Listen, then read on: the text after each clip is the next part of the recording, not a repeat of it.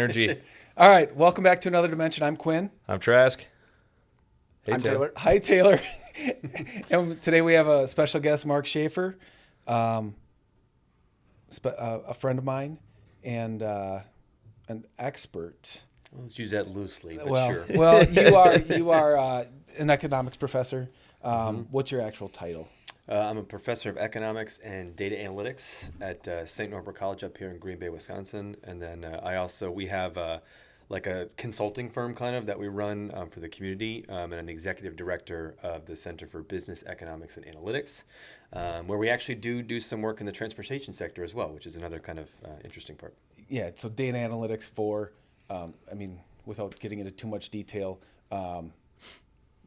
one of your customers does like fuel surcharge and routing. And yeah, so it's like a transportation technology Yes. company. So I've done some modeling on freight demand information, some cost stuff in the freight space, and some other interesting data science modeling things. There you go. Pretty cool. So we have somebody that actually knows about tariffs and inflation and economics and How they relate to trucking. how they relate to trucking. We're excited. Super excited. Excited to be here. Awesome. I can tell.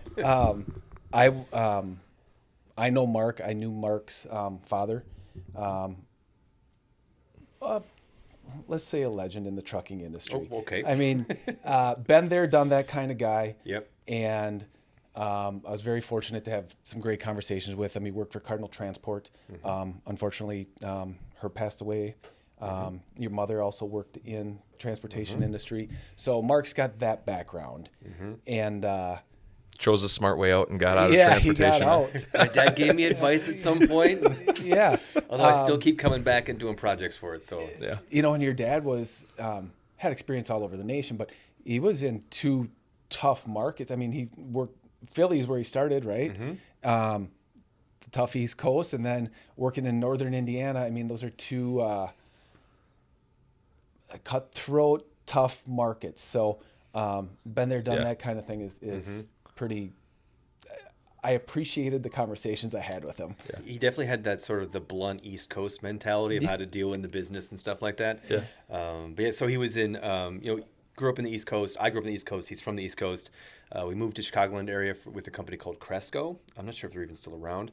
And then he ended up moving to a company called Jevic, which ended up they were publicly traded for a while. I think they got bought out by private equity at some point. He left shortly before that happened.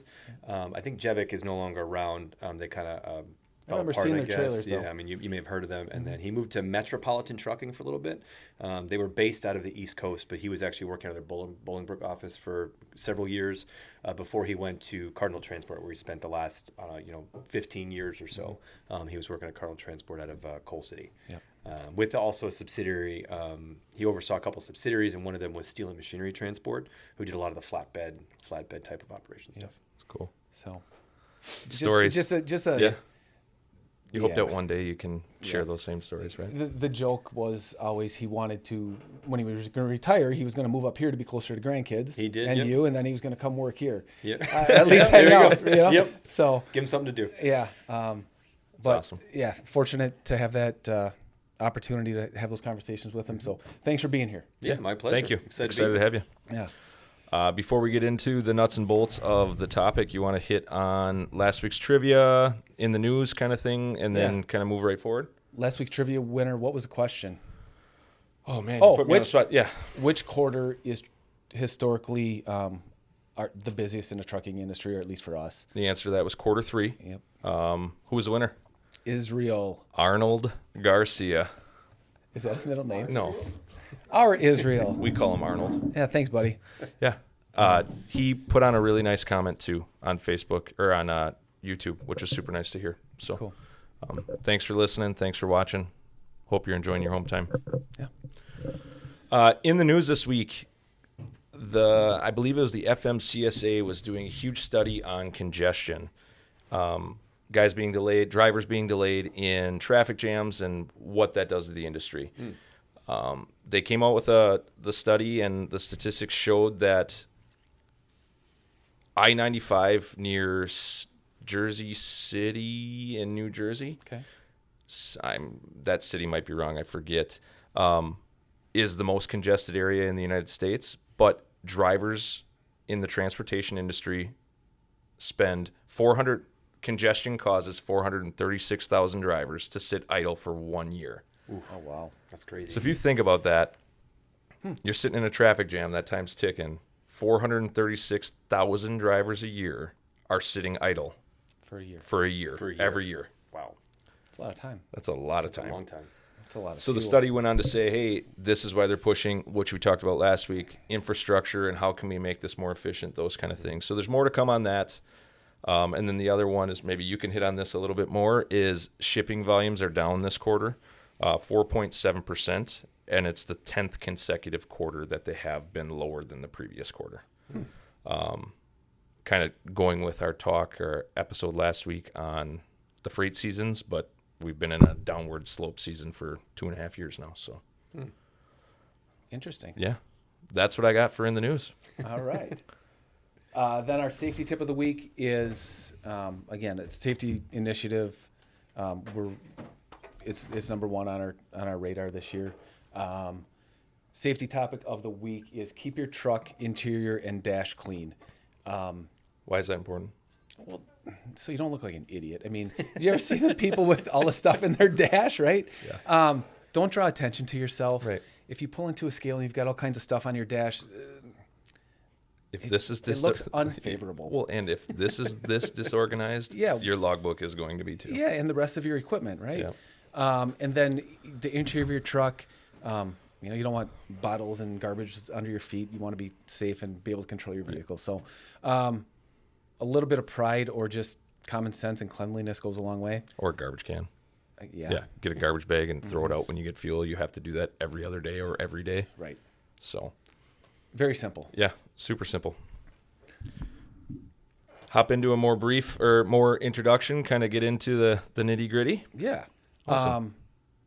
So we spitballed a lot of different topics. Yeah, what do you want to talk about? Yeah. What do you want to talk about? Talk about a lot of stuff. Oh, What's, Depending on what you is wanna what is talk about. pulling at your heartstrings right now? Like, okay, everybody's talking about tariffs. Everybody's talking about inflation. We're talking about trucking being down. Go on any of that. I mean, if you want, I can start with kind of just sort of what's happening in the economy right now, like the high level. Yeah. I kind of focus on macroeconomics. And we just gave a state of the economy presentation this week. So maybe just starting kind of where's the economy at right now going into 2025 here. I think the big thing, if you're looking at the headline numbers, so typically if you talk about what's happening in the economy, you're going to look at three specific numbers, or sort of the ones you look at first, which is what's happening with GDP, what's happening with unemployment, and what's happening with inflation. Those are the big three that we normally talk about to start the conversation.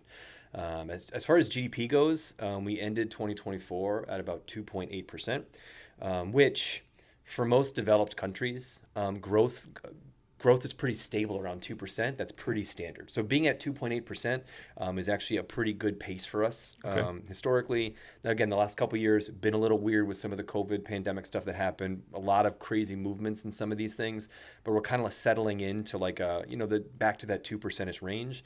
So coming in 2024 with about 2.8%, So it looks that's a favorable. good thing. Yeah. That's a good thing. We're coming into the year, GDP's in a decent spot.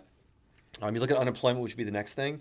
Unemployment is at around a little over 4%, 4.1%, which again, historically, that's a really good unemployment rate, comparatively speaking. Before the pandemic, when we were coming out of the longest expansion we've had since basically World War II, we were at 3.5% unemployment, which again, that's historically that's a really strong unemployment rate for where it's going to be. So unemployment kind of in a decent spot too. Like you're not at 3.5%, but 4 is really, really healthy. There in were terms of times those where it numbers. was pushing double digits, right? Or in double digits. Oh, yeah. So basically, Where does that get concerning? Yeah, well, in the pandemic, you kind of saw the move was so sudden. But we're at about 3.5% unemployment before that. And if you go back in time, the last time we had rates like that, it was like the late 60s, early 70s. So it was kind of like it had been coming off of the financial crisis, 07, 08, where it kind of hit 10% unemployment. Right. And we just kind of watched it just tick all the way down over that long expansion before 2020.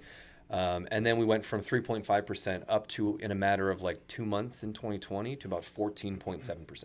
Wow. Which that's fast. Like that is incredibly fast for what happens there. And then, I mean, the flip side of that is we went to 14.7, but it did come back down again, given the pandemics, the lockdown stuff, whatever. It came back down kind of fast. It went from like 14.7, dropped down to like a 6% in a matter of, once things opened up a little bit, and then we hit back down to this 3-4%. So was that artificially inflated? Like, was it an actual? Were they actually unemployed, or was it just like a furlough type thing where, hey, it's temporary to see where this pandemic takes us? Layoffs and things So like that. I think it was a lot of the temporary layoff stuff that happened, where, again, there's so many factors at the time, but I mean, the PPP money that was coming to support businesses Sure. at the time, and then some people were laid off and then rehired shortly after. But there really was this sudden jump in people who were unattached from a job for a period of time before we kind of figured out what does this look like in the next couple of years, and it kind of normalized again. But that puts us now in 2025 at about a 4.1%, which again, as far as standards go, that's a pretty good unemployment rate for us in the United States, from that perspective. And then of course the other hot topic of the last 2 or 3 years, of course, is going to be the inflation conversation, right? So that's been the biggie, right, that we've been talking about for a while. The latest numbers, so as of, we ended 2024 at about 2.9% inflation, which basically means like from December of 24 to the previous year December, prices went up by 2.9%. We just got, the latest numbers just hit for January, and the inflation rate went up by 0.1%. So it came in for January at 3% year over year. So basically from January last year to January this year, about 3%. Is that how it's ran year to year? Like a rolling? Yeah, so when they 365? report the big number that they always hear in the news, it's usually an annual percentage change is how the headline number. They do the month to month and all those things, of course, but the one they always report is the headline year over year number. And of course, the thing with inflation, and this is interesting, of course, given what we've just been through. So coming out of the pandemic situation, right? There was and we could talk about causes, but that might be a much longer podcast if you want to go there. We can bring you back episode 80 or something. Yeah, we'll see what we can do. Yeah. But I mean, historically, the last 40 or so years, 4 decades since about the 80s, we've kind of tried to keep inflation around this 2% range. That's kind of where the Federal Reserve tends to keep it. And there's reasons for that. So we had it kind of pretty stable for a long time. Pandemic hit, and there was a huge surge of money into the economy to help get the economy back on track, given some of the changes. And for perspective, I mean, that Q2 of the pandemic, GDP fell by like 33 point something percent in a quarter, like, which is that's unheard of. Yep. Right. Now, the next quarter, though, it came back up by 31%. So you got a lot of the gains back quickly. Stabilized, yeah. But some of that was also partially due to some policy moves that were designed to help bring the economy back. And it kind of seems, just on the outside looking in, that unemployment matched with that too. Like And it shot up and then it came back down. Which was the whole point, Just right? a blip. So you kind of were going to flood the economy with a bunch of financial support, Right. whether it's the government or Fed policies, things like that. And we can debate all that stuff. But that's what happened, right? They pumped a bunch of money in. And that basically helped bring the GDP back up as one of the factors. At the same time, you also had, and you guys probably speak to this better than I can, you had a bunch of supply chain stuff happening at that particular time, Oh, yeah. right? Right. So you had supply chain challenges on the back end, and that caused issues with raising prices from the supply side. And then once you kind of got the money in the economy that then consumers got back online, then you got the demand side pushing as well. Right. So you got the supply side pushing up prices there, the demand side. And fast forward, that slides into 2 years of prices start to pick up and pick up and pick up. And then what we ended up hitting was our high in 2022 is we hit, I think it was like 8.5 or a little over 8.5% year over year in 2022. And then since then, what we've seen, this will also, this upsets us as consumers, right? But what we've seen is, the response to the high inflation was, okay, we got to slow some things down if we want to get prices back in order. So that's when you saw the Federal Reserve raise the interest rates, because they're trying to curb that a little bit. So they kind of got prices back down. To clarify, when I say down, and this is one of the issues economists have. So we say inflation's down, but that doesn't mean prices went down. Right. That means they're increasing at a slower rate, which is the thing, right? So the three all work together, right? Yes. Like this is going to affect this, and 100%. so they, being the feds or whomever, will regulate that, right? So Right. when somebody's screaming about inflation, they had to do that to stabilize the other. This is the thing to say, like, they had to do this. From They a chose to policy do perspective, the one area we're specifically talking about now with inflation is we're talking about monetary policy. So that's the Federal Reserve. The Federal Reserve was created, Federal Reserve Act of 1913, and in that particular act, they basically said you have two jobs. It's called the dual mandate. This is literally the thing that they are supposed to do. First and foremost, from a policy perspective, they have to keep inflation in check, and they have to try and maintain what they'll say is full employment, which really means keep unemployment basically low, is kind of what that means. So their job is to basically watch what's happening to unemployment, watch what's happening to inflation, and if one of them starts to move too much in a direction that's not what we want, they're going to step in and try and do some kind of policy move. And most of us will think of interest rates as the first thing you think of. And they'll use those to try and pull things back in line, right? So that's effectively what happened is inflation went up. So the Federal Reserve's playbook says, cool, well, we want to kind of keep this in check. And at that point, unemployment was, coming down, right? So like, okay, well, let's focus on solving some of the inflation challenge because people don't like the high prices, rightfully so. So they raise interest rates to try and pull that back down. And now they're at the point where they kind of have it back in 2.93%. It's closer to the 2% they tend to like it. They're not all the way there, right? But the policy moves were designed to kind of bring that back down. Now, of course, the part that... When you simplify that, it actually makes a lot of sense. I simplified it, but I said some stuff. Yeah, no, I like that. I mean, but that's essentially what they're doing. And it's just a way to control... It's a check and balance. It is a check and balance, but you said something that stuck. Just because you may say inflation is down, but that doesn't mean that your dollar is buying more. 100%. And this was, and I'll give you perspective. I do media interviews and stuff, local media and stuff like that. Nothing as big as this, though. This is the biggest one. This is the biggest Thanks, one. thanks. I'm super pumped about it. I'm really excited. But one of the things, and of course, you guys know this. Coming in like we had, election year last year, right? Yeah. One of the things that kept coming up was the economy. And most people were interpreting that really as, okay, inflation, things are expensive. This is the conversation, right? And again, where an economist is like, hey, inflation's back down to 2-3%. What we're basically saying, though, is when we hit 8.5%, prices went up by 8.5% over that year, but they've continued to increase, right? Prices didn't actually ever decrease across the board, which is sort of the tension with this. So if we want to go down this rabbit hole, when I was doing one of the feel free when I was doing one of the media interviews, and it was one of these things where they were interviewing a bunch of voters, like, what are you thinking about the election and what issues matter to you? And it was inflation. So the reporter said to me and asked me the question, okay, so which candidate do you think stands the best chance of bringing down prices? Okay. That was the phrase. So basically, we're talking about decreasing prices. So what we're saying here is actually taking the inflation number, right, which is an estimate of average prices across the economy, and making it go actually negative. If you're saying you want prices lower across the entire country, you're actually talking about deflation, right? Making So which then gets to the following economic conversation of, well, do we want deflation, right? It sounds like as a consumer, I'm like, that sounds great. Prices get cheaper. But from an economic lens, there's actually some challenges with deflation. There's a couple of them. But one of them, and I'll give you a simple one. So when you talk about deflation, right, what's actually happening is the value of the dollar is getting stronger. You can buy more stuff if prices go down. Sure. Right? So I can buy this much with a dollar right now. That's fair. Right? So if prices go down, I can buy more with my dollar. That's what deflation. So that sounds, as a consumer, you're like, this sounds great. I like this, right? This is good. But here's some of the trade-offs and the catch. So one of them is, it's actually something in economics. This is getting super nerdy. I apologize.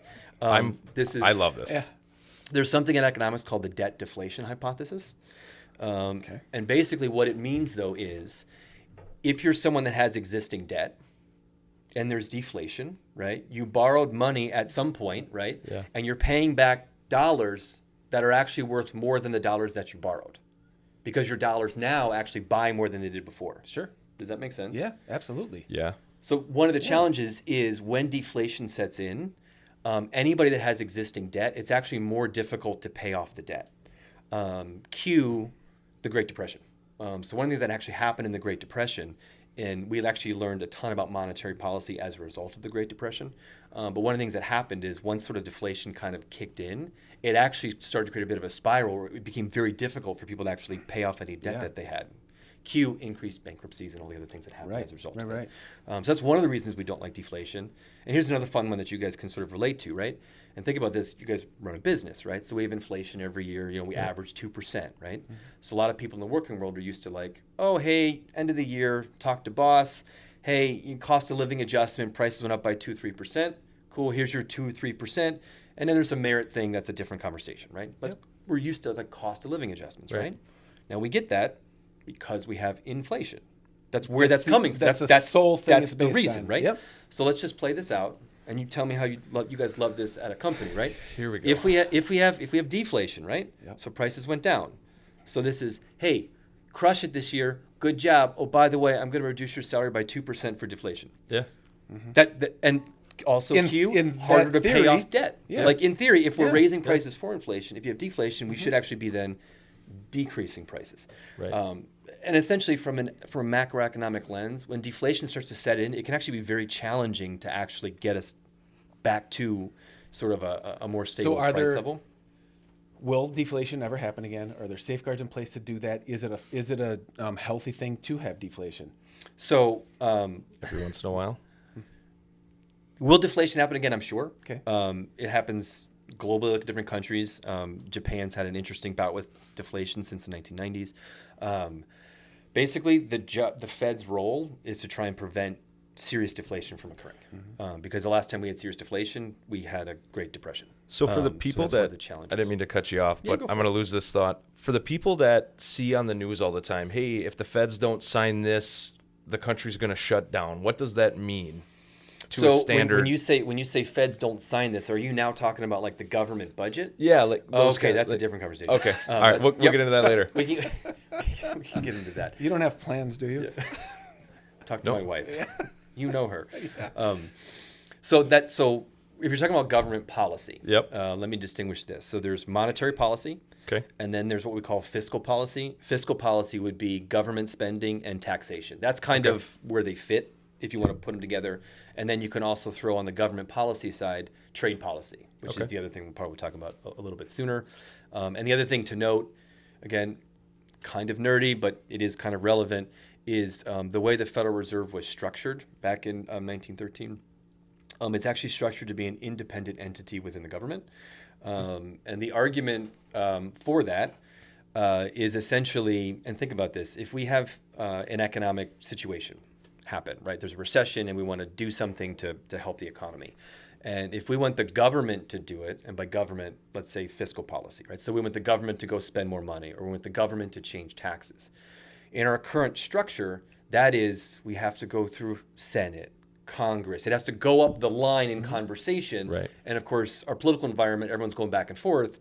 It tends to be a little bit slower to respond on a fiscal policy sense. So that's the first thing.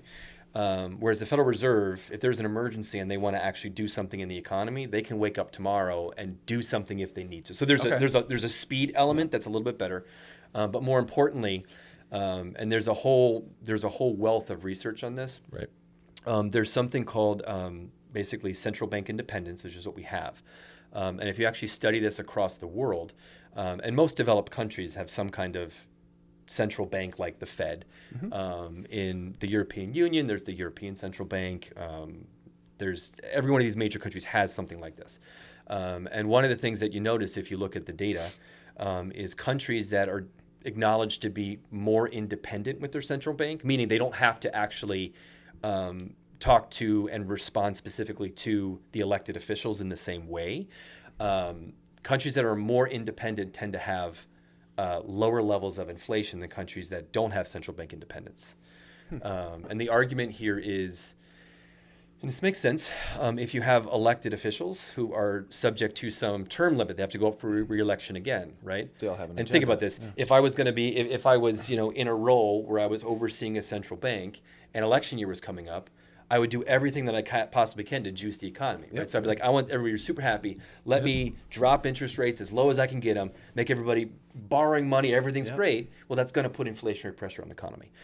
So what you see is if you look across the entire world, and we can Google the graph and show you this real quick, there literally is this relationship that countries that don't have independence of their central bank tend to actually have higher levels of inflation than countries that have more independent central banks, which is the reason why the Fed is, in our country, independent, like most other developed countries. because they almost have to be. That's the reason why. Yeah.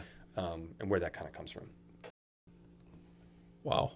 I'm sorry if I'm No, you're not. You Don't guys just tell apologize. me to- Process it. Yep, No, there you go. I'm just thinking. I also talk fast, which doesn't help anything. I feel like we're in a class right now, so thank you. It is my day job. Yeah, you're pretty good. You at guys it. are more responsive than my students, so I'll take the win on that. So, that all being said, no matter what side of the fence you're on, right now we are pretty stable, right? Inflation is where we need it to be. GDP is looking good. What was the third thing? Unemployment. Unemployment is stable. So, unbiased opinion right now, things are all right. They're not By great. the they're not headline numbers, like if you're just like no context, if it's any economist, you got an economy that has the three numbers we have, they'd be like, that's in a pretty solid spot for the economy. Looking just at those headline numbers. Now, again, that's not to say there's not context. It's not to say that people don't feel like things are more expensive from 2 or 3 years of faster inflation than they're used to. But those numbers are healthy for a developed country like ours. But in theory, if we're setting that benchmark at 2% as the acceptable amount, that means every year your dollar, correct me if I'm wrong, what costed $1 today, next year at this time is going to cost $1.02. Yep, exactly. So then maybe the question might be that you're thinking of is, well, why 2%? That's a reasonable question. what makes the benchline? So part of it is, and think about it, I just kind of talked about how deflation tends to be things we don't like. We can have a lot of bad outcomes. You can get some negative things, macroeconomically speaking, if you hit prolonged deflation. And the thing here to realize is there's not like the magic button that the Federal Reserve has that says, hey, we want inflation at 2%. Click, inflation's at 2%. This is going to do it. I mean, you're literally talking about, you're talking about prices in an entire country of ours, 330 million people, right? How many products, how many goods and services, how many supply chains are we talking about all lumped together, right? That we're analyzing with the single number, right? So this isn't something where when prices turn, click the button, we solve the problem. It actually is something where you need evidence that the prices are moving. So if we're at 2%, right, and something happens and we start to see prices start to fall towards deflation, you need some time to respond. So part of it is like, they like 2% because if something happens, they have a bit of a runway where, okay, we're seeing prices start to fall, right? We're seeing some weakness in the economy. Hey, maybe we're going to lower interest rates to sort of help keep it from softening. That's too a much. manageable number or manageable benchmark. That's basically what it is, right? It keeps it above deflation and gives you enough time to react. That's basically what it is. That's kind of the logic of where that number comes from. But that's sort of the reason. Awesome. That's crazy. And realistically, what we really like is the 2% is great, but more so, we like stability. Right. We don't like the volatility of it. We're like, no, we kind of want to keep it smooth and steady. And from a business perspective, you guys know this, right? Like, okay, I can anticipate 2%, right? We can we're forecast, budgeting things. Hey, I'm using 2%. That's pretty reliable for us. Right. As opposed to, it's moving at 8.5%. Oh, now it's at 6. Oh, now it's at 4. Like that's very difficult from a managing your business perspective. Yeah, because 4% sounds a lot worse than 2%. And in reality, if you were at 8%, now you're at 4%, that difference really isn't as big as what people are making it seem. How do you combat that argument where someone says, oh, prices of eggs or whatever, a gallon of milk is costing me $8 now because of inflation? It's really not because of inflation. Well, there's two things. One is if you're talking about the egg thing, right? So the moment we start to go... That's the bird flu, right? That's the bird flu. But here's the thing. So if we start to talk about individual items, right? Now we're also talking about inflation plus individual markets, right? So again, if you're talking about the eggs and bird flu, that's a contributing factor on the supply side. It is, right? So eggs are expensive, partially because, yes, there's overall inflation, which is contributing to that price movement. But then you also have something happens in that market that also can make things different. So, and this is one of the things with inflation is everyone's like inflation, and then they point to like one particular good, and you're like, yes, that partially went up because of inflation, but it could have also been that something happened in that particular market with the supply and demand of those things that also can influence the price, right? So even to get back to the conversation I was saying before, when I was talking to the reporter was asking me which candidate's gonna bring down prices, and I said, I'm gonna be honest with you, neither of them is gonna bring down prices because neither of them is gonna say I'm actually going to give deflation to the entire economy, right? The Fed would probably prevent that from happening just because there's a huge negative downside to deflation. Now, that's not to say that either of the candidates don't have a thing that they could do to help a particular market. So if it was like, I want to help the market for this or the market for that and run a program or a policy to help that particular program, that's something that could be done. But if you're saying, I want to lower prices for everything across the board, that's just not as practical from a macroeconomic context. I would debate that, okay, eggs are expensive. Maybe they were too cheap. Maybe those farmers deserved more. And we're not going to get into that. I'm just taking... We'll get Adam on for that. Right? Whatever. Okay, so what? It's 50 cents an egg now? Well, it's not going to break the bank. But my kid who eats 6 at a crack, now it's $3. Right. So pretty cheap breakfast. Is there any correlation to inflation and appreciation upon real estate or other industries? How does that work in a huge context? Well, I mean, I think if you're since you're bringing up real estate, this is a different conversation. Only because, I mean, if you think about real estate, and let's think residential for the moment, because it might be the easiest one for us to kind of think about. I mean, it's a market. Right. I mean, that is a very particular market. And anybody that owns a home and over the last 4 years knows they've moved way higher than the 2%, even 8%. They've moved a ton, right? And this gets to the difference between, okay, inflation can have an impact on a market, right? But then there's the actual market dynamics that have also their own sort of effects that are unique to the market. So if you're talking about the housing thing, there's a lot of parts of this conversation, but a couple of things you'll hear said is coming out of the financial crisis of 07, 08, subprime mortgage crisis. There was housing-related challenges there. And one of the things that came out of it is we were a little soft on construction coming out of it because everyone had just been through this crazy experience with what happened in housing. So we were a little soft on new construction, 2010, 11, 12, 13, 14, 15. And there's conversations about we probably haven't built as many homes maybe as we needed to in that time period. So that's one is not enough supply of new construction 10 years ago, right? That's on the market now. And then more importantly, in the housing market, the biggest issue really has been the interest rate dynamics. And I say that because, and this is also weird too, given age. I mean, if you think about it, the inflation thing we went through is a big deal for most people who are, 30, 40, even 50. Because the last time we experienced anything like that level was like the 1980s, like early 1980s is when we hit inflation rates at that level. I remember parents saying interest rates on their house, like when 14? 14, 15%, and that was normal. That's exactly what it was. And one of the things you will find, and this makes sense after what I just said, is in the long run, you will tend to see inflation interest rates move together. So if inflation rates go up, and we're like, ooh, that's too fast, we want to do something, we're going to raise interest rates too to hopefully bring them back down, right? So when you're saying, hey, my parents were talking about mortgage rates of 14% in 1980. It's because inflation was actually at like 13, 14, 15% at that time. So they moved together, which is actually what we just experienced as well. But one of the things that happened out of the financial crisis, right, is the Federal Reserve acted to try and support the economy the best they can. And there's a whole bunch of, we could do 4 hours on the financial crisis bailouts, and that's a different conversation. But for our purposes, the big thing here is they basically dropped interest rates near zero, right, to help support the economy. And we had this weird environment of near zero interest rates for 6-7 years, however it was, before they started raising them a little bit in 17, 18, when the economy was getting stronger. They were worried about maybe inflation picking up a little bit. And then what happened is everyone got these really cush mortgage rates that they were super used to, right? And then rates went up for a little while, and then COVID hit, and then they dropped back down again. And all these people who bought a house, right, in the early part of the pandemic before those rates dropped again. When they dropped, they're like, wait, I have a 5% mortgage. I can get it down to 2.5. I can get it down to 3. So what you see in that period is you see this massive run up in new mortgage originations. But in that time, it was like 80% of the mortgage originations were all refis. They were refinances. Because why? I mean, everyone's like, I'm going to swap this thing out, right? And then, of course, what happens is, so that rates went down. And as rates have gone back up, everyone's sitting right now where you're like, I got an interest rate that's 2, 3, sub 4% interest rate. Right. Housing prices are more expensive.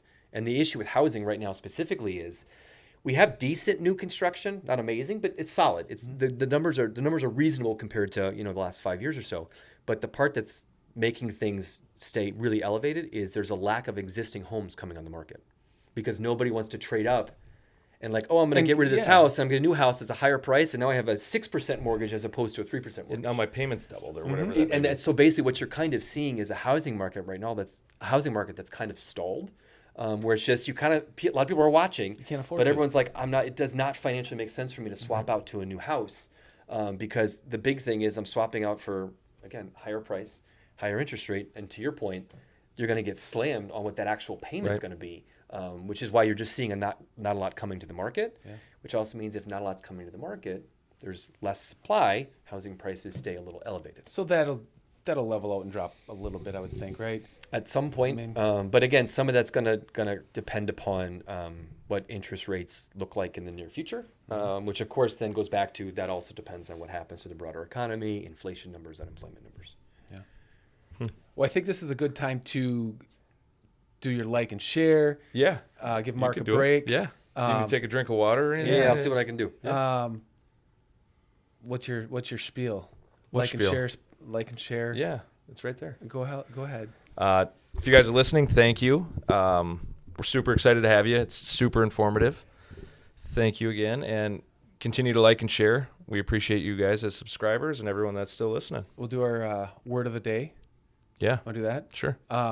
You got to take a guess at what the word. Am I gonna have any idea the context of any of this? Well, it's you're on a trucker related. podcast, so it's going to be very, thank you for clarifying. Very simple. You're in Kokona. And you're thinking trucker lingo. Yep. I don't know how much trucker lingo I know. We'll see what happens. Don't feel bad. I confidently give an answer every week. I have yet to be right. Okay, great. So, very confidently. Great. Last week the answer was on the board and he still got it wrong.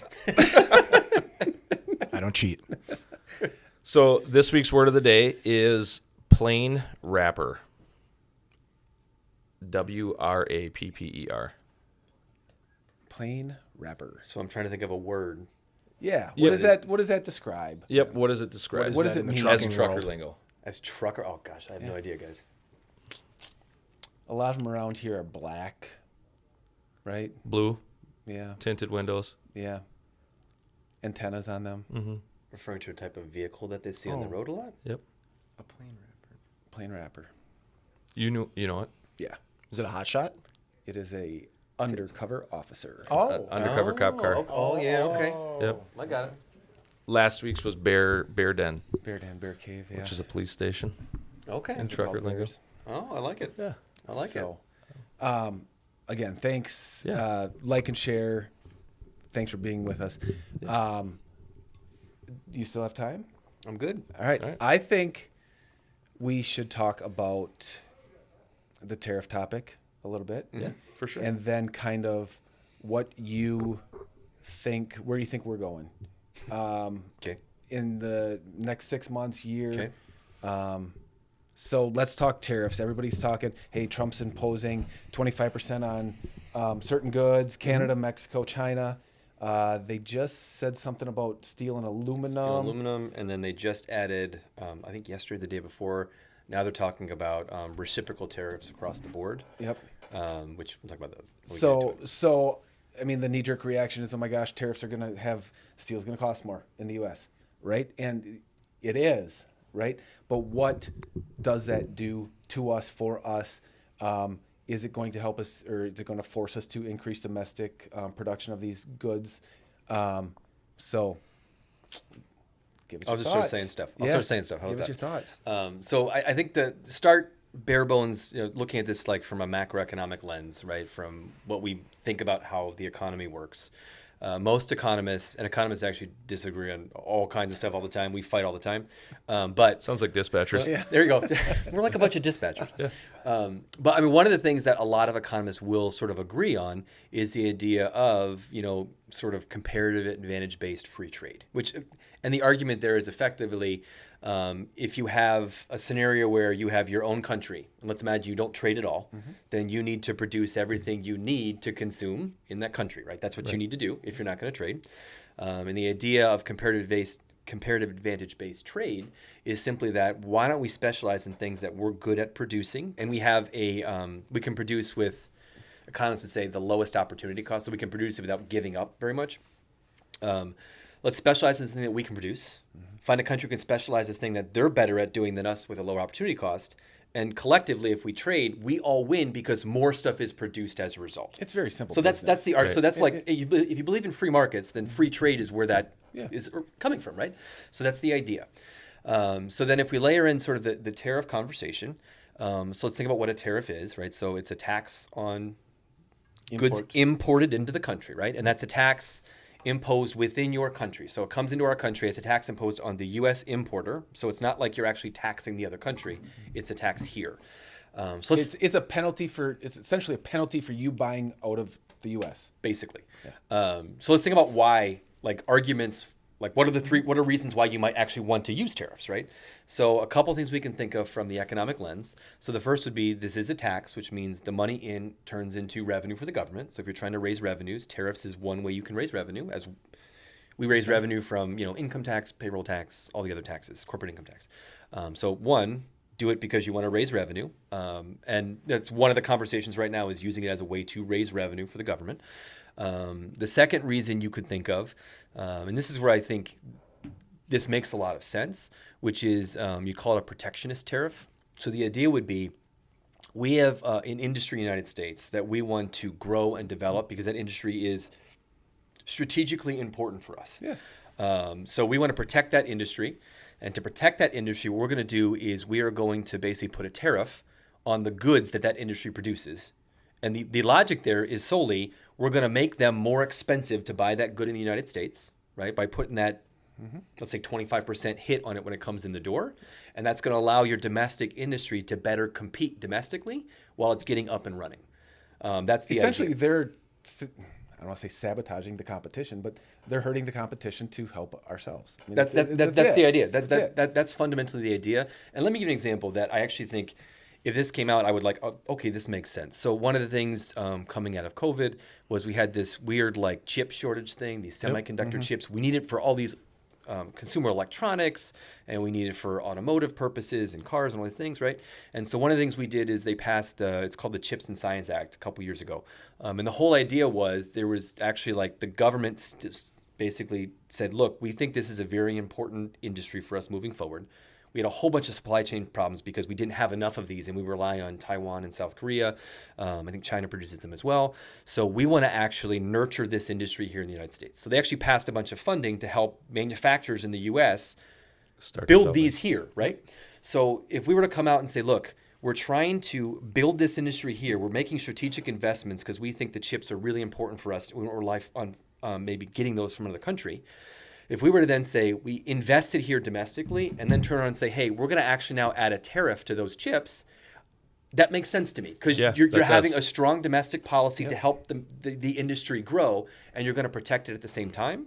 Now, that's not to say you might, in the short run, while that industry is getting off the ground, everybody that's buying those chips until they're fully off the ground is likely going to feel a little bit more expensive prices in the supply chain because you're doing that. But the idea is, in theory, in that case, hopefully that would be kind of a temporary thing until the industry is getting under. Yes. So that would be the case of a protectionist tariff, right? Okay. So again, reasons: revenue, 1; 2, protectionist tariff; 3, which the conversation I feel like is happening right now. I kind of think this is where this is going, but I could be wrong. But that is using them as actually like a geopolitical negotiation strategy. So it's kind of like, I'm going to use this as a way to. You would be proud of us. Yeah. Oh, I would? You have to listen to We actually said that verbatim. Yeah. Oh, did you? It's a bargaining chip. Yep. Not verbatim. Verbatim. Yeah. Exactly the same way. Yep. Bargaining chip, right? He wanted to protect our borders, Chess game.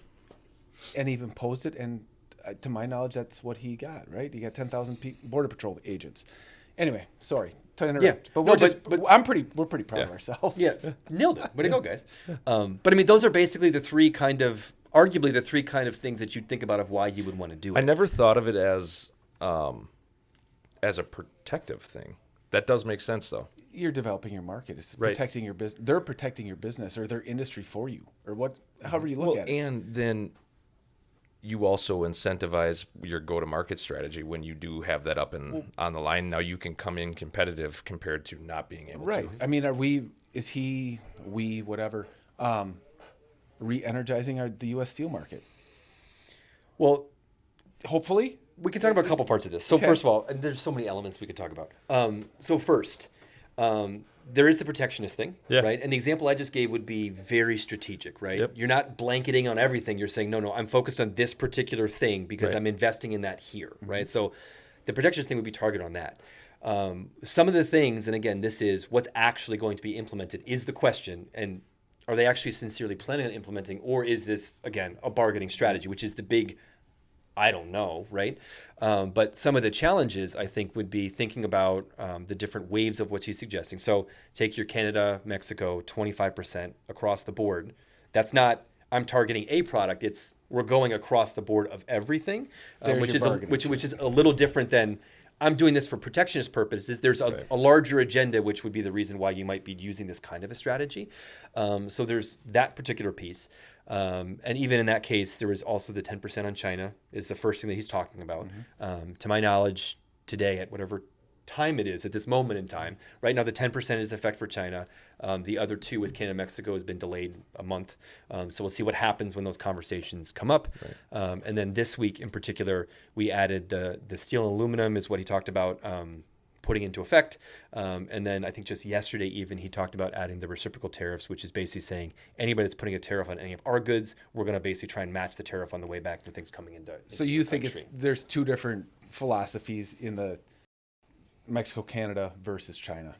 I think so. And I think the Mexico-Canada thing I think is just particularly interesting as well, partially because, we have, largely because of geographic proximity, right? We've kind of been like, we think we should actually try and have free trade with them as much as we can because our supply chains are very integrated, right? I mean, that was the impetus behind, NAFTA back. I think Clinton did NAFTA. I can't remember. I think Clinton did NAFTA. And then under Trump's first administration, he renegotiated NAFTA and made it the USMCA, changed some of the things that some things needed to be updated. Like think about technology conversations in the late 90s versus 2017, right? So there were some updates to it there. But by and large, there was this idea of having these sort of free trade things where you're not really hitting stuff across borders too much because we've also encouraged integrated supply chains as a result of that, right? And this is where you start to think about strategically, if some of these were to come in effect, which is a massive if. Again, I'm not convinced there's actually a plan to do it. Maybe it is just the bargaining chip. But I mean, there are certain industries that are definitely poised to feel some of this pretty strongly. I mean, I think the first one that comes to mind, just because of the integration, is the automotive industry. And we have parts that are moving all across borders and things put together. Part of it's assembled in the United States or manufactured where it goes down to Mexico for the next stage in production, then comes back. I think I saw something like a bunch of the Chevy Silverados are in this plant up in Canada, and that's where like most of them are produced. So think about every Silverado coming back in is now hit on the top or something like that. So you start to play on top of the already game. Inflated costs of them. So is that positive or negative? Well, I mean, if you're a consumer, you're not excited about it, right? But maybe the next question would be, which is I think the thing that comes up with tariffs, is there is the question of, well, our consumer, who pays this at the end of the day, right? And I think the blanket statement here realistically is someone in the United States is ultimately the one that pays it. So you're not actually, making the foreign body pay more. The way that you're punishing the foreign body is you're getting our imports to decline. So they don't sell as much stuff to us. That's basically, that's the punishment is we're going to tariff it. We're going to buy less of your stuff. That's actually like the punishment they feel. But the way that happens is Through us. Right. Basically bearing the cost of it at some point. Now, whether or not it hits down to the consumer level, you got kind of mixed results on that. That's not to say it doesn't impact the United States, but I'll give you the example. So we've done this in Trump's first administration. His first administration, he did talk a lot about tariffs, and he implemented some tariffs. He did some stuff on China. He did some stuff on particular goods, washing machines, solar. He did do a steel and aluminum tariff thing in his first term as well. And a couple things happened. If you look at some particular goods, there's a lot of evidence that washing machines in particular, like they actually had a huge uptick in price shortly after. But again, if you think about it, it's very targeted on something. Sure. You're more likely to see that almost directly pass through. So some of the goods you saw, these definitely responded, and that got passed through to consumer. Other goods, though, you saw some price increase, but nowhere near as high as what the import tariff was. And in those cases, ultimately what happened is firms had to figure out how they wanted to handle it. So there's a bunch of economic research. If you're bored, Google some economic research papers. You'll get bored very quickly. But there's people who spend a lot of time trying to analyze like what's the effect of this. And there was a great study, and they actually looked at sort of overall prices, but then they also went and they actually analyzed a bunch of retailer data to figure out, okay, what did some of these retailers actually do on the ground? And they basically saw evidence of three things. One, they either passed as much of it as they possibly could on to the consumer price, which would be the easiest they do is just, I'm importing, it went up by 25%, moving right through, right? The second thing that you saw happen, although the evidence was a little bit weaker, it wasn't as strong, is that what they did is they raised the price on that product maybe a little bit, and they tried to offset it by raising the price on other products just like a tad too, so you didn't notice it or feel it as much. Right, so we're not going to take the whole thing and make it this expensive, but we'll just lift everything just a tad bit to offset. Or the third thing you saw is them basically eating some of it in their profit margin. They were like, hey, look, we want to try and take care of our customers as best we can. We'll pass some on, but we'll try and eat this as best we can until we figure out what the new normal is. So I have a question regarding that. Yeah. In a perfect world, in free trade, why doesn't the tariff just reallocate the production cost or whatever that cost is? If that's going to be if we're importing something that's going to be 25% higher, and in a protective tariff, I should say. Okay. We're going to start producing that because it's cost beneficial to us to produce. That cost should be equaled out at some point, right? I mean, eventually. Unless we're producing something that costs us way more to buy. So what you're saying is that 25% is, right now, China's steel is 25% more than ours. 10%, right? Okay, But, or 10%. And what that's doing is just bringing up to a level playing field. Correct. Yeah. Why is that even passed on? So first of all, I think the one thing to acknowledge is the time involved in the entire conversation, right? So it's like, okay, if we put 25% tariff on steel, it's not like we're going to build our domestic industry tomorrow and we can, It's build just that incentive right? to do it. And part of the price mechanism here too is we refer to it as economies of scale, right? So the larger your company is, you tend to be able to produce each unit at a cheaper price, right? So, and again, I'll use the chips example, right? You have these manufacturers overseas who have been producing chips for a long time. They're very good at it. They're very efficient at it, right? They're big enough where they have scale.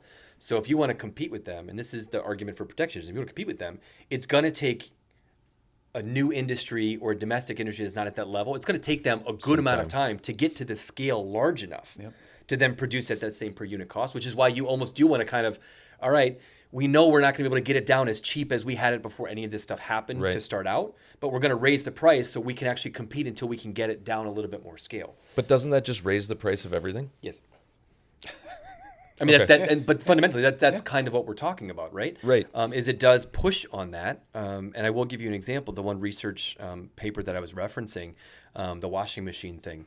One of the things that they noticed with washing machines is, and they specifically looked at sort of imported washing machines versus like domestic washing machine production. And what they found is you would think, okay, if you tariff the ones coming in the country, you'd see the price increase. So then we should see the ones in the U.S. not increase, so they look more attractive, people buy them. If you look at the data, the domestic producers actually match the production price. That's what I was going to say. So they kind of kept up with it, and that's what happened in washing machines. Yep. Now again, every good didn't behave exactly that way, but that is one of the things that can happen. But if I'm a new chip supplier, and in the U.S., in the United States, and I know that to bring a chip in from Taiwan is $50 a chip why would I not charge $50 a chip here and have it domestically produced? Well, and this is one of the challenges, Right. I mean, that's kind of one of the market dynamics of it, of how it works. Other parts of this that I think, the one part of this that does actually, I try to think about a lot right now, which is when you start to hit these goods. So you mentioned the steel and aluminum. When you start to hit goods that are actually tied into the production of other goods, you kind of get even more trickle down stuff. So it's like, if you imagine tariffing a washer, which is like coming in as a finished product, versus I'm going to hit something that is an important element of something else, right? The steel that makes the drum for the surround. washer. Yeah, the steel that makes the drum, the steel that goes into the car or whatever we're talking about, right? Because then you kind of get like, then you start to ask the question, okay, if this thing being imported is X% higher now, right? And then it's going to feed through the supply chain of every industry that now uses that as a raw material, Right. that can become a bit of a challenge, specifically. And one of the things about the jobs conversation is, if we're talking about the protectionist tariff, right?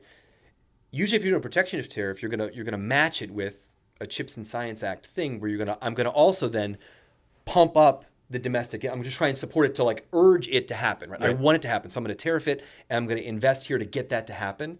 Get jobs from that. That's where like we're building this new industry. Let's create some jobs while we're doing it, right? There's where I think there's a decent case to say, if you're doing that kind of really strategic approach, you can get some of those wins. One of the challenges on the other side is if you're saying we're going to hit a raw material input, we're going to hit steel, right? And we can talk about domestic steel production, how it reacts, all those things, right? But just imagine you are a manufacturing company and you don't produce steel, but you use steel. Right? So now this input that you need to produce your product now costs you 25% higher until you can source it from somewhere else or find your way to get your cost back down. That usually takes a little bit of time, right? So first thing you do is, one, and this is what's been happening the last couple months actually, is first you try and stockpile as much inventory as you possibly can before tariffs go into effect, which has been happening. Like companies have been trying to front run this as much as they can, right? So then what you're going to do is then you're going to use up all the inventory you possibly can before you have to pay for any more steel, right? But the moment then when you actually have to start paying that higher price, if you can't source it anywhere lower, you now just had a surge in your cost of production as a firm, right? So one of the things that can happen, and there was some evidence of this in certain industries in manufacturing, is as a result of it, what you actually got was not job gains, but job losses in certain spots. Because again, think about it. You're a manufacturing company. I manufacture X that uses a product that just became 25% more expensive, right? In the short run, until we can source and bring costs back down and work around this situation, We're okay. you surge your costs. And you're like, I don't know if I can absorb all of this, right? So one of the things that actually did happen in some of the manufacturing sectors is you actually had those firms respond with the fastest thing they can do to actually cut costs is, unfortunately, is labor. It's typically the most expensive piece. So you actually had some situations where not in maybe the steel industry, but the tertiary industries that like use it actually felt a short run surge in costs that they had to figure out how they're going to absorb what they're doing. So maybe you can't answer this because each company could be different, but if we use steel and we pre-bought 6 months, we're booked for 6 months, we know what we need, we pre-bought, do most companies then raise their price right now to match that tariff? So I would say every company's gonna manage that however they want to manage their pricing. But I mean, you guys know. I mean, think about how trucking Supply and markets demand. work. I mean, prices are going up, and you're like, we're going to try and be competitive. But if everyone's bidding up here, we're going to try and bid kind of in the same range, and hopefully be in the lower end, right? I mean, isn't that kind of the name of the game for you guys? Yeah. It's kind of the same thing. They're going to be looking out. All right, what are people buying this at right now? What's the market look like? And kind of respond accordingly a little bit to that extent. But I mean, the big thing here, and realize the entire conversation, as an economist, our whole thing is, looking at every single thing we do in economics. It's all about the trade-offs. Everything we talk about is like, if we do this, here's a pro to it. If we do this, here's a con to it, right? Here's the trade-offs. And ideally, you want to make policy based upon, okay, let's try and do our best estimate of, do the pros outweigh the cons? Okay, then we're going to try and do the thing. If the cons outweigh the pros, we don't want to do the thing. And I think the tariff thing is particularly interesting because I do think if you're looking at, maybe just be direct about it, if you're looking at pros, right? So one pro would be, and I do think this is, if they go into effect, this is something the current administration is talking about, is we're going to get a tariff bump from it. We're going to get revenue from it, right? So, okay, we can bring some more money in revenue, which if you're talking about the federal debt conversation, right? Yep. So that's a good thing, right? We're bringing more revenue there. So we can put that in the pro column. For perspective, if you go back to the first Trump administration, I think we were doing something like, before he put the tariffs in effect, something like $30 billion a year in revenue from tariffs. Fast forward to like 2018, 2019, that bumped up and almost doubled ish around there. What did that doubling cost us here? I don't know if I can answer that question. Because realize what that means, though, if it went up by $30 or $40 billion, somebody here paid the money. Absolutely. So, somebody within the United States was the one ultimately paid it, whether it was coming through a firm or what was coming through the consumer end, that got absorbed somewhere. Now, again, to be clear also, a lot of those tariffs that were put in effect under the Trump administration were held in place by the Biden administration. So a lot of them, like some of the stuff that they did on the tariffs on China, the Biden administration kept them intact. So they agreed on something. Yeah, well, I think there is somewhat agreement that, hey, we got to make sure we're paying attention to what China's doing, which I think is kind of okay, Trump kind of started some of the conversation, and then the Biden administration was like, okay, like, all right, we're not going to actually reverse these. And I think even last year, I think we did something like $77 billion in tariff revenue, which again, if you go back to 2017, right, you're looking at, okay, that was 30-ish or whatever the number was exactly. So yes, you bring in some money in tariffs, which is a good thing. Now, again, there's a question of who ultimately ends up paying that extra whatever amount we're bringing in.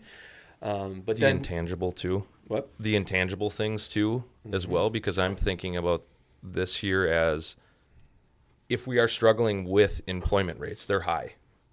I may be using the wrong terms. We put something into effect where we start bringing business into the United States, whether that's steel or whatever, and we produce and start producing more steel. Yeah, steel prices may have risen a little bit, but now our unemployment has now dropped to. So how do you measure that? Because this number on the TV shows doom and gloom, but in reality, it's really a better thing overall. You I talk guess. to Mark and don't listen to the TV. Right. Yeah. Well, I mean, so part of what you're We'll also put his cell phone on the There you video go. for you. So I mean, part of maybe if I followed your question right is also thinking about the other things that happen as a result of this, right? So, Right. okay, so let's say we grow the domestic industry, Yeah. right? So one of the upsides is, okay, so hopefully we get some more jobs out of it. If we're able to do a really good protectionist tariff, we get some jobs out of it, that's great. A couple follow-ups that would be on the upside. You're probably going to hopefully pay those workers a good salary, a healthy salary. I mean, U.S. workers tend to be a little more expensive just because of our cost of living here, right? So if you're seeing some of these prices going up, what you also should see is wages going up as well, cost of living adjustment, right? Those should kind of move. So hopefully you'd like to think those kind of keep the cost of living on par for us here. You'd love that to happen. So that would be one thing to think about is, okay, we can get some jobs here, good. Also, keeping in mind, though, if we're a more expensive labor force, that's part of the cost of production that goes into the pricing mechanism, right? So it is one element to the conversation that is something to think about specifically on how these things move together. But I mean, like I said, with the whole tariff thing, I think there is revenue we can get from it, which would be a good thing in the perspective of we have a federal debt situation that we should do stuff about. Raising revenue would be a good part of that conversation. So that is an upside to it. I do think the challenges with it were a lot of the things we're talking about aren't very in my opinion, don't seem as protectionist and more so blanket across the board type of strategies, which if you think about the idea of we're going to blanket across the board, now you're talking about like multiple facets of industries feeling pinches, right? So that's the question of how much can companies absorb if it's kind of hitting multiple areas? How much can they absorb it? Which would be something to think about. Does this ultimately impact prices or not for consumers? That would be one thing specifically. Again, if they're even actually going to fruition, which this all might just be a way to get some other objective out of it, which is part of the conversation too. So that would be one thing to think about in the current environment is the blanket tariff thing. You're likely to feel it a little bit more kind of across the board, which I think makes it a little bit more strategic and challenging to manage it if you're a business. Yeah. Yeah, think about that. What happens if paint, tires, steel are all hit by a 25% increase, you know? Yep. And even 25 isn't 25 anymore. And the other part that we also didn't even touch on either is what happens if we tariff this country, right? There's also the retaliation aspect of the conversation, right? Right. Absolutely. So one of the things that immediately happens, and this is the part that this is the whole thing with having a back and forth between countries with this tariff trade stuff, is at the end of the day, and this is actually what happened in the first round of when the tariffs first started, is if we start tariffing goods from other countries, what we tend to see, which again, think about the protection of tariff, we tend to import less of that. Okay, that makes sense. Cool. We're going to import less of it. That's what it's almost designed to do, right? But then that country then says, okay, cool, we're going to tariff you guys on this, which then means They buy less of they it. buy less of our stuff. So- So what ends up happening is both they both kind of go down. And if you're concerned about like the overall trade deficit of a country, oftentimes, and this is what happened in COVID, is okay. So our imports from China declined, as we'd expect them to do, but it's not like we immediately said, "Cool, we're going to produce all this stuff in the United States." We actually then started importing a lot more from Vietnam and Cambodia because we found markets where they could produce this stuff nearby, but they weren't in those tariff rules. So the retaliation aspect is the part that I think is fascinating to watch. And the other thing I will tell you is if you get into one of these things, it's a game of chess. Right. I mean, these countries are not even, I mean, you can even talk about last week or the week before, everything's happened so fast, I can't keep track of things. But when the Canada-Mexico thing came out, you know, you had some of these heads of provinces in Canada come out and be like, I think it was British Columbia, he was like, we just basically pulled in British Columbia, because I think they have like state-run, province-run liquor sales. Okay. They're Yeah, like, I saw that. it was like, we are pulling Every basically American- Kentucky bourbon. It was like whatever they used, but it was pretty much like, we're going after Kentucky bourbon. That's what we're talking about specifically, right? Yeah. But it literally starts to go to, and there's evidence even from the first time. They will literally, when China retaliated on the first round of tariffs, they actually, and there's studies on this, they actually tried to retaliate with tariffs on goods that actually might be from geographic locations that were stronger for President Trump's base. So there were some things they That makes specifically sense. did, like they went after soybeans like hard. Yeah, it's soybeans was a big one, agricultural, ag in particular. Right. Like they went after it hard, and it wasn't like, let's just pick a random thing. It's somewhat Strategic. calculated. Like, okay, They're saying Trump's what- not doing what he said he was going to do. and the idea for them is, okay, you're retaliating. You're like, what leverage can we put on this person who's making the decision on the other side? What thing can we kind of do to maybe add some leverage? Are you sure you want to hit me with Maybe- this one? and Because I that's- got this and this that's and- coming down the pipeline. And that's what it is. When you get in these things, like the retaliation, I think is the interesting part to watch. And I think about this, and I don't know what the geographic base is of your audience here, but coming from the Wisconsin perspective, right? From Wisconsin, we have something like, and so nationally, our biggest three trading partners are Mexico, Canada, and China in that order. Total trading partners is Mexico, Canada, China. And if you look at just the state of Wisconsin, something like 50% of our, just under 50% of our imports are coming from those three countries. And then if you look at exports, we're like in the 40-something percent of exporting to those countries, right? So you're thinking about something like, What is our biggest exported item in Wisconsin? Do you know? Like finished biggest good? one, Would it be like cheese or? I don't know what the biggest one is, but industrial machinery is big. Medical instruments and equipment is big. We do have some ag stuff as well in there. Those are some ones that hit. But I mean, for perspective, I think in 2024, we did something like, as a state, $38 billion worth of imports. So think about $38 billion. That's just in the state of Wisconsin, So you're talking about $38 billion of stuff that could get caught up. I should say, if we import 50% from those countries, so half of that, Right, whatever 19, it is, right, is potentially in the mix of this conversation. Right. And we do something like $28 billion of exports out of this state. And I mean, you have something like 8 billion of it alone, I think, goes to Canada in exports from just the state of Wisconsin. So I mean, So weird. The thing that you're thinking about here is like, all of this is caught up in the mix of the bigger conversation. Yep. And, you know, again, I can't even tell you what's going to happen in 6 months, because it really comes down to what ultimately is the strategy and what actually hits the ground and is implemented.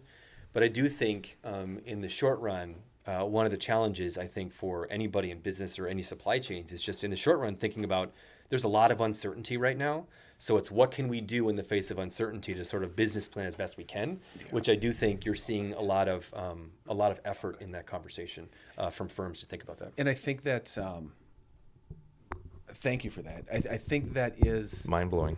yeah, I mean, okay, we said it was a bargaining chip, right? Mm-hmm. And the knee-jerk reaction, because everybody watches TV, right? Hey, these tariffs are going to raise everything, blah, blah, blah. Thank you for another way to look at things, because people Yeah, because don't if you think do about that, you could have easily Googled how much does Wisconsin import. Oh, they're $28 or $38 billion, but half of that is domestic, or whatever that number may be. So Yeah, I think it's going to. it's eye opening.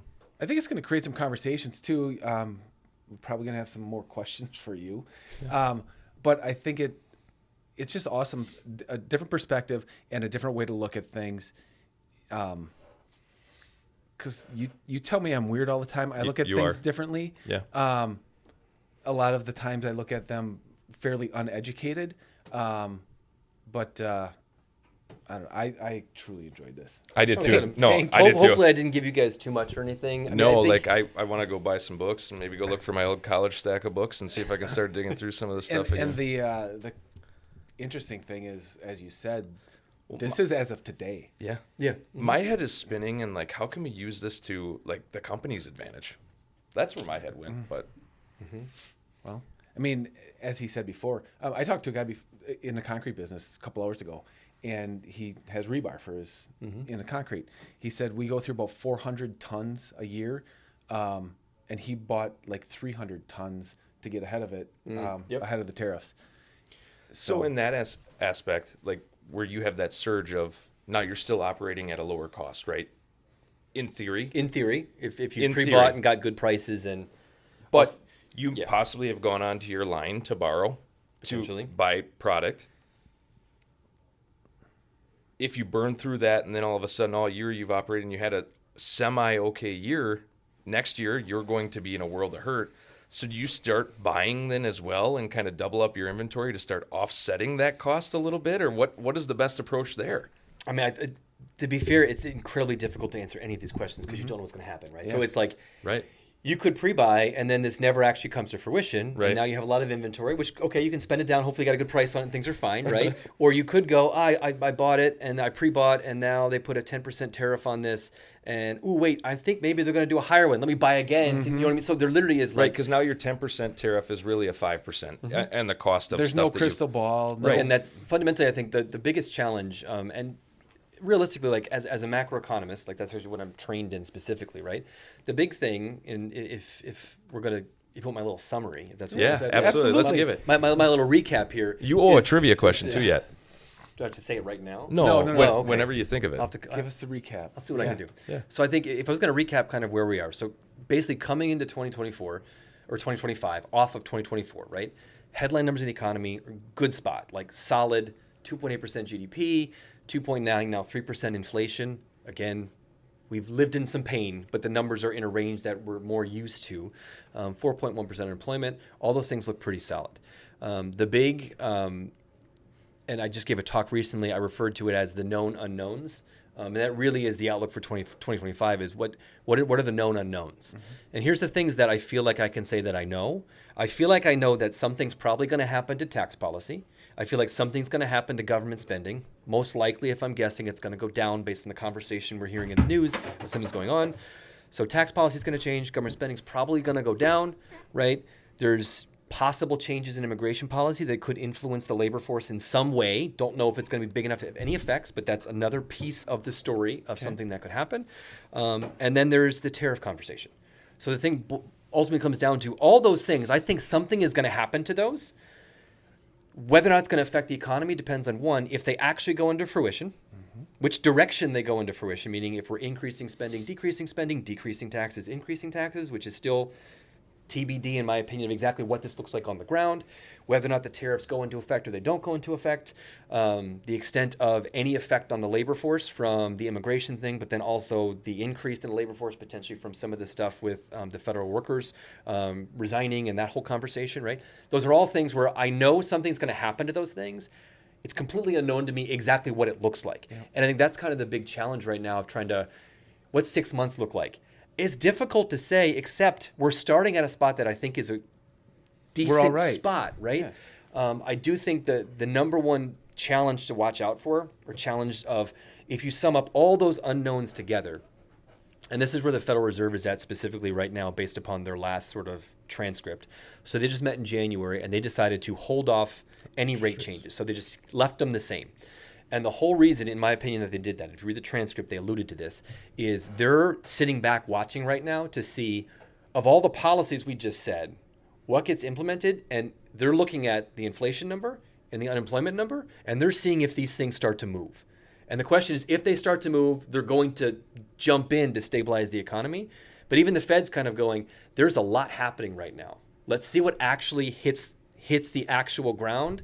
And then when it actually gets into the economy, does some of this actually push prices up? Does something push some prices down?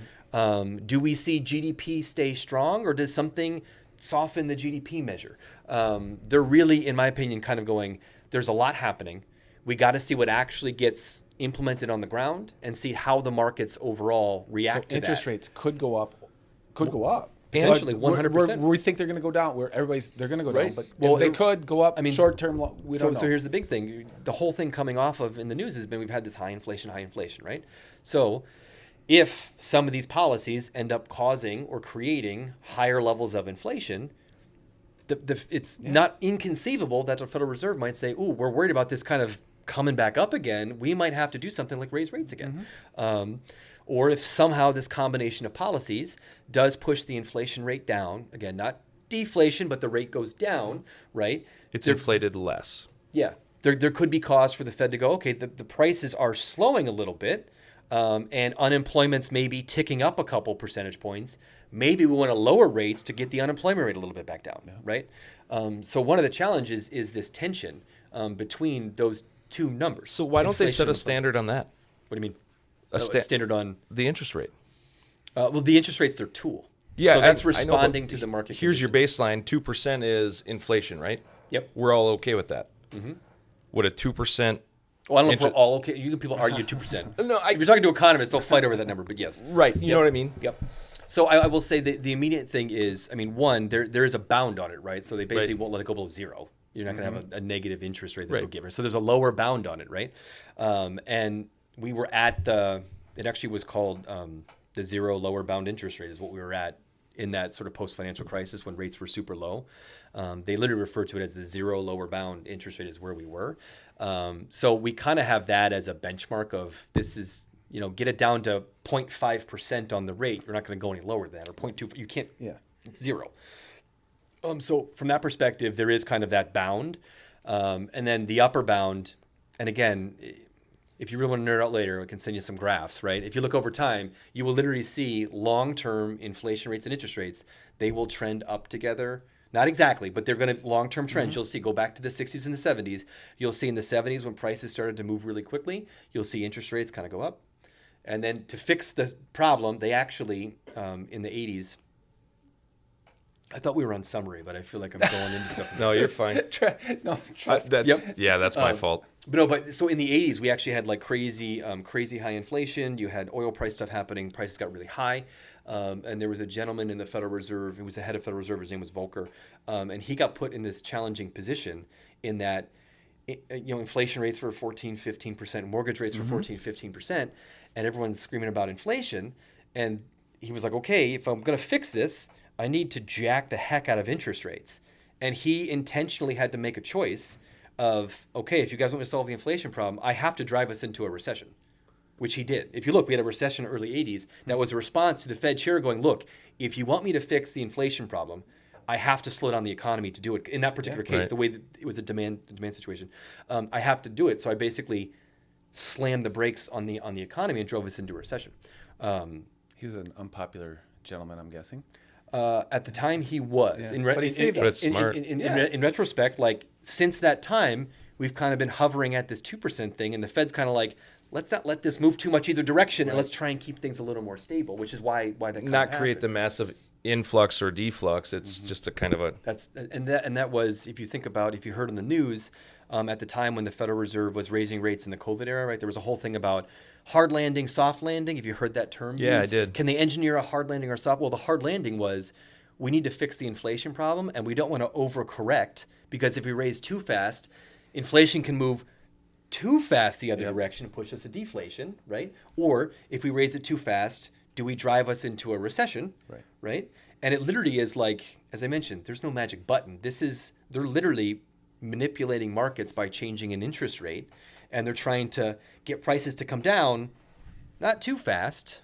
Again, inflation rates, not actually prices decreasing, get them to come down, but it is this tension of like, the Fed has an awful job. We can't do too much. It's an incredibly challenging too job. much too fast. It's an incredibly challenging job. So the interest rate is just the gas pedal That's the to tool, yeah. the gas pedal to the other big three. They have other tools at their disposal. They have a bunch of them, but the big one that we talk about is them changing that short-term interest rate specifically. Awesome. I feel like I'm never going to be invited back again. You guys, No, you'll be back. What can nerded you out do way tomorrow? too Yeah. hard. No, like- I I'm think we're super gonna have excited. like 3 parts out of this episode. No, it's going to be one. But One big one. We're at an hour and a half. We're at a Joe Rogan. but We're going to compete. Yeah. Coming for you, Joe. Alpha Brain. so now we need a trivia question. What are the 3? Ooh, he said one that I thought he was Go going to ahead. hit. Go He's ahead. supposed to come up with it. Oh, Well, you said 3, so what's the 3? The 3 big. what are the 3 what are the determining 3 factors? Well, it could just be something that's like, what are the 3 major measures of macroeconomic activity that we look at? There you go. And There if you you paid go. attention, it should be Pretty very darn easy. simple. Yeah. I was going to say, who was the head of the Fed in the 80s? Okay, we have Oh, that's 2 very questions. specific. There you go. Yeah, Right? that'd be a There good you one. go. You got 2 Yeah, questions. if you answer He both does of have a them. very distinguishable name, Yeah. too. Right. That helps. Yeah. Yeah. Well, do you have anything else for us? I think I've talked What are your enough, thoughts? guys. Quinn? Did we miss anything up on the board? I don't know. I didn't even look at it after the first 5 minutes. I do talk a lot for a living, so just kind of wind me up and I just ramble. So. You did a fantastic No, job. it was awesome. My voice is going to be sore from talking so much. So Yeah, thank you. carrying the team over here, But No, it was awesome. Thanks for being our first guest back. And to everyone else, thanks for listening. Hopefully you learned something. I did. I have my work cut out for I'll me probably this listen weekend. to this episode about 15 times. Right. Remember what Mark said? I do Yeah. talk really fast, which doesn't help anything. No, but there's so many different Rabbit holes to jump down. Yeah, and layers to everything. Well, Right. and this is fundamentally, too, if you think about it, like if policy, and fundamentally we're talking about policy, if policy were simple and it was clear cut of, okay, we do this and everybody wins and Right. nobody suffers consequences from policy, our political environment would be way less partisan. Right. Yeah. We'd all just get along, Yeah. right? Right. Yeah. But I mean, the fundamental reality of the economy is you're literally talking about the individual behavior of 330 million people. They're buying decisions, right? The individual behavior of firms who are all trying to maximize profit in some capacity, right? To do the best that they can there, right? Throw a little bit of government policy in the mix, Right. trying to oversee everything. The economy is fundamentally a very complex, massive thing that is not at all simple or easy to understand. It is complicated. It fundamentally is complicated given of what it's trying to do, which is That's the crazy. challenge of it. I feel like we've tried to end this 3 times. No, thank you again. No, this is my awesome. pleasure. We're kind of nerdy and geeky when it comes to different things. Right? It was awesome. Yeah. Taylor, do you have anything to add? Did we miss anything? No. Like and subscribe. Taylor's like, I want this guy to get out of here. He's talking too No, long. no. This is Taylor's this been is Taylor's. Taylor's thing. been pushing for guests for Yeah. like a year now. Um, So thank you. Look him up, Marc Yeah. Schaffer. Yeah, happy to be here, guys. Yeah. Thank you. Take his Thanks class. for coming. He's obviously a great teacher. Yeah. I do that sometimes. Yeah. Part of the day job. Right. So Thank you. Thanks, guys. Yeah, Yeah. pleasure. Thanks for the invite. that's about That's it, right? We'll see you next week. Thanks for watching, guys. Yeah. Thank you. See you later.